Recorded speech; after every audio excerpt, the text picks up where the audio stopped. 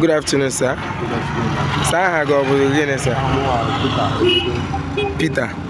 Okay, sir. Yeah, also Port Harcourt Road, Yes, this is Port Harcourt Road. Okay. By Orata. Okay, this is Port Harcourt Road by Orata. Okay. So I chọrọ ịjụtege obere ajụjụ. Olee to ụzọ adịbụ before? Olee to ụzọ adị? Ụzọ from here now.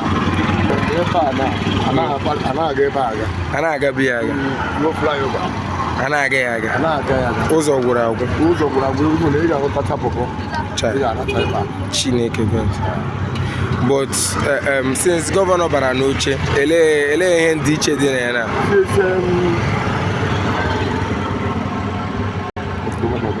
Either October, bega bere ebe a. Okay. Ọ mụrụ ebidoro katụwa ụzọ katụwa. Okay. And throughout the season, that time, ndị mmadụ na-agba ya ruo flyover. Okay.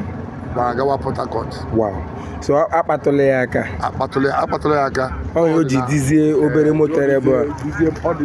Motor ebe for the mental. Okay. Motor na-agbagide ebe a tere ichijie na. Wow. Ruo flyover. Wow. But anụrụ m na asị na bega promise governor before December na ụzọ agadi. Yes. Once I got flag here, before I got flag here, ha kwuru bega kwuru na aga flag here, election to na aga flag here before raining season.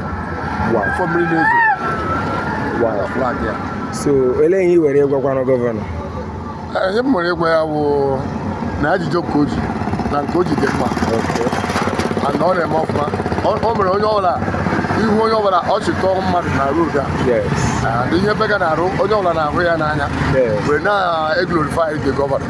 Na-ekpekwere ekpere ogologo ndụ na ọ ga-achịrị anyị na-aga. Amen.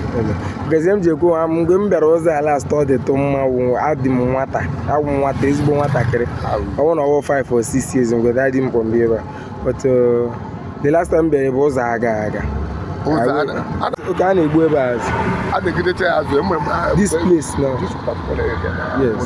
Yes. Anyị na-ekele gọvanọ maka anya nara anyị kwuru